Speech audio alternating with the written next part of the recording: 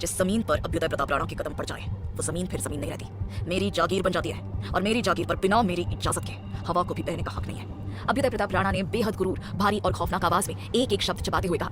यह क्रूर था उस इंसान का जिसके लिए दुनिया सिर्फ और सिर्फ जीतने के लिए बनी थी।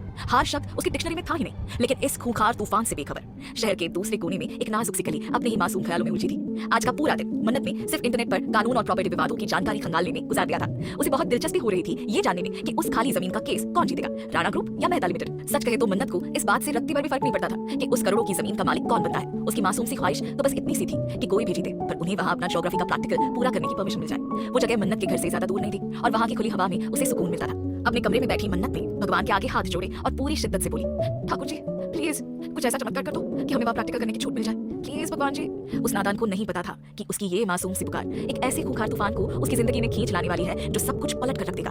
अगली सुबह के 10 बज चुके थे। अभ्युदय का राइट हैंड शक्ति अपनी ब्लैक एसयूवी में बैठकर तेजी से सड़क चीरता हुआ आगे बढ़ रहा था।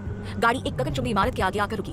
ये बिल्डिंग इतनी आलीशान और खौफनाक थी कि इसे देखकर ही बड़े बड़े रईसों के पसीने छूट जाते थे। इसके सबसे ऊपर बड़े बड़े चमचमाते अक्षरों में लिखा था राणा ग्रुप एंड इंडस्ट्रीज।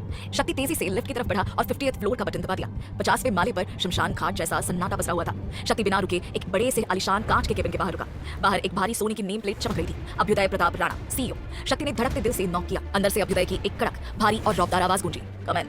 शक्ति अंदर दाखिल हुआ। बीचों बीच इटालियन मार्बल का एक बड़ा सा कांच का टेबल था। उसके पीछे एक राजा जैसे चेयर पर अभ्युदय राणा एक डार्क ब्लैक 3-piece सूट पहने एक टांग पर टांग रखकर बैठा हुआ था। उसकी बाज जैसी कातिल निगाहें सीधा शक्ति के चेहरे पर गड़ी थी। शक्ति ने सिर झुकाकर कहा, गुड मॉर्निंग बॉस। अभ्युदय ने ठंडी आवाज में जवाब दिया, जमीन का केस तो हम जीत गए हैं शक्ति, पर तुम्हारे चेहरे पर उड़ती हुई ये हवाइयां बता रही हैं कि कोई नई दिक्कत आ रही है। कौन है वो कीड़ा जो अपनी मौत को दावत देते हुए अभ्युदय प्रताप राणा के रास्ते में आना चाहता है बिना मेरा टाइम वेस्ट किए? पको।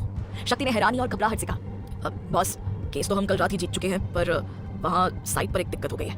असल में वहाँ पर कुछ स्टूडेंट्स ज्योग्राफी का प्रैक्टिकल कर रहे हैं और उनकी मांग है कि उन्हें अभी भी प्रैक्टिकल करने दिया जाए, वरना वे वहाँ हड़ताल करेंगे। मीडिया भी पहुंच गई है। ये सुनते ही अभ्युदय की आंखों में जैसे खौलता हुआ खून उतर आया। किसी की हिम्मत कि वो अभ्युदय प्रताप राणा को ना कहे। गुस्से में उसने अपने हाथ में पकड़ी लाखों की पेन को इतनी जोर से दबाया कि वो बीच से कड़क की आवाज के साथ 2 टुकड़ों में टूट गई। अभ्युदय दहाड़ते हुए बोला, बोल दो उन 2 कौड़ी के स्टूडेंट्स को कि चुपचाप उस जमीन से दफा हो जाए, वरना इस बार सीधी जमीन पर उन पर जैसे भी जलाई जाएगी और मुझसे दया की उम्मीद तो वो सपने में भी ना करें। एक खूंखार मुस्कान के साथ अभ्युदय बड़बड़ाया, वन मोर विक्ट्री रॉन्डो ने। उधर उदयपुर की उस साइट पर मन्नत का दोस्त कार्तिक, वीरा और बाकी स्टूडेंट्स अभ्युदय के हथियारबंद आदमियों से बहस कर रहे थे। मामला इतना गर्मा गया कि कार्तिक ने आओ देखा ना ताओ सीधे गार्ड का कॉलर पकड़ लिया। देखते ही देखते हाथापाई शुरू हो गई और लाइव न्यूज चैनल वालों को तो जैसे मसाला मिल गया। अपने केबिन में बैठे अभ्युदय ने जब बड़ी सी स्क्रीन पर ये न्यूज देखी तो उसका दिमाग सुन पड़ गया। कोई उसके आदमियों पर हाथ उठा रहा था। अभ्युदय आग बबूला होते हुए टेबल पर मुक्का मारकर चीखा, अब क्या इन सड़क छाप लोगों से मुझे लड़ना पड़ेगा? तुम सब में इतना भी दम नहीं? अब क्या अपनी जमीन खाली करवाने के लिए भी अभ्युदय प्रताप राणा को उतरना पड़ेगा? बिना एक पल गवाए अभ्युदय तूफान की तरह अपने केबिन से बाहर निकला। ग्राउंड फ्लोर पर आते ही उसने अपनी लग्जरी ब्लैक कार का दरवाजा खोला। कुछ ही देर में 4 काले रंग की बुलेट प्रूफ गाड़ियां एक साथ मौत की रफ्तार से उस जमीन की तरफ निकल पड़ी। मन्नत ने जब ये भयानक न्यूज टीवी पर देखी तो उसकी सांसें अटक गई। कार्तिक की जान खतरे में थी। उसने जल्दी से वीरा को साथ लिया और कैब लेकर सीधा साइट की तरफ भाग खड़ी। जब वो साइट पर पहुंची तो वहां का नजारा देखकर मन्नत के पैरों तले जमीन खिसक गई। अचानक वहां मौत जैसा सन्नाटा छा गया। हवा का रुख एकदम से भारी हो गया। बड़ी और लग्जरी ब्लैक गाड़ियां जोरदार ब्रेक के साथ रुकी। गाड़ियों के दरवाजे खुले और उनमें से ढेरों हथियारबंद गार्ड्स बाहर निकले। फिर खुली बीच वाली गाड़ी और अंदर से एक ऐसा आदमी बाहर निकला जिसके रुतबे और गुस्से की आग दूर से ही लोगों को जला रही थी, अभ्युदय प्रताप राणा। वहां मौजूद हर इंसान की नजरें उसके खौफ से झुक गई। अभ्युदय अपने गार्ड्स के घेरे में अपने घमंडी और कातिल अंदाज में आगे बढ़ा और स्टूडेंट्स के सामने जा खड़ा हुआ। शक्ति ने कड़क आवाज में ऐलान किया, पिछले 1.5 साल से तुम सब इस जमीन पर जो फ्री में प्रैक्टिकल कर रहे हो ना, उसका आज तक का रेंट और फाइन जोड़ा जाए तो बनता है पूरे 1.5 करोड़ रुपए। निकालो हमारे 1.5 करोड़, और हाँ ब्याज देना मत भूलना। 1.5 करोड़?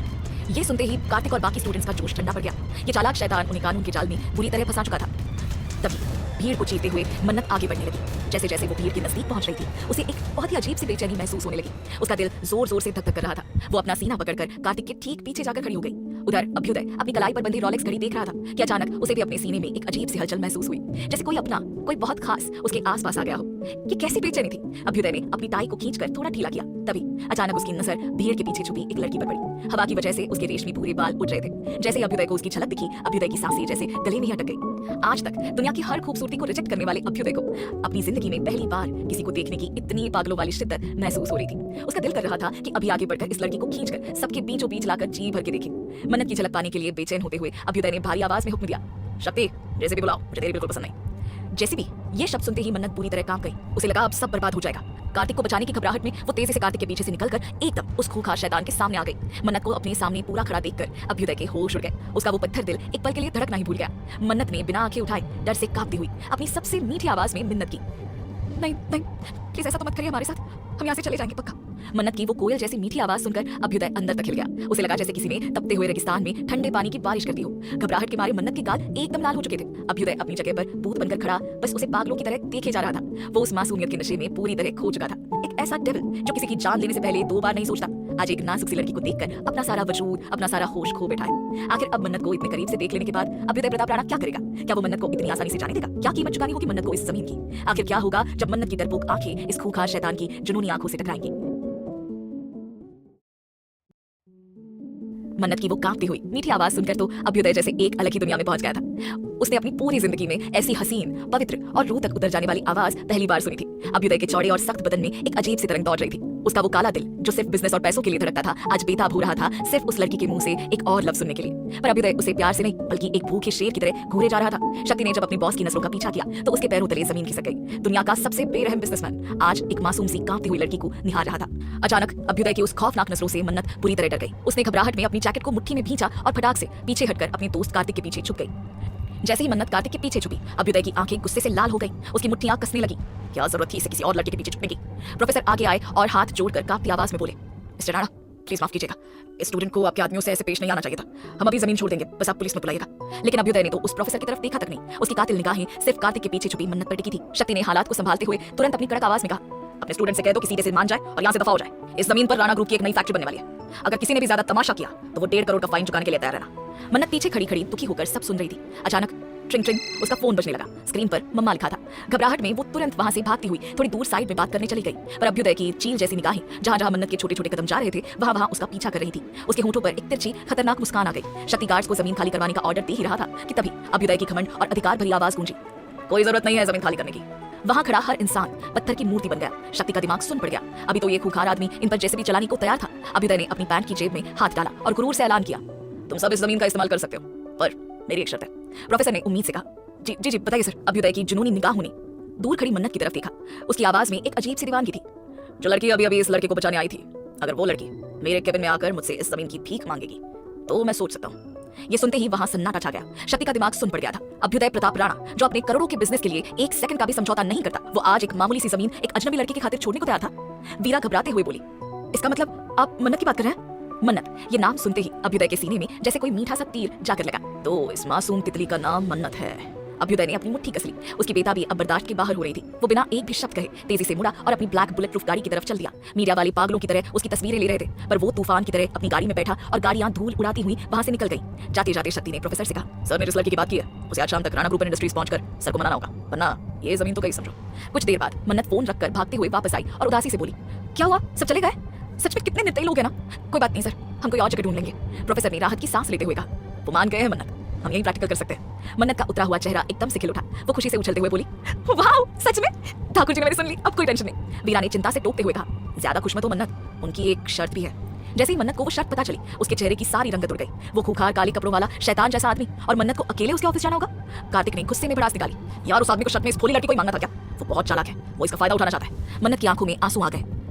पर मैं तो उन्हें जानती भी नहीं हूँ, मैं क्या बात करूंगी, मुझे घर जाना है। पर जब मन्नत ने अपने प्रोफेसर और दोस्तों के उदास चेहरे देखे तो उसका नाजुक दिल पिघल गया। सबके असाइनमेंट का सवाल था।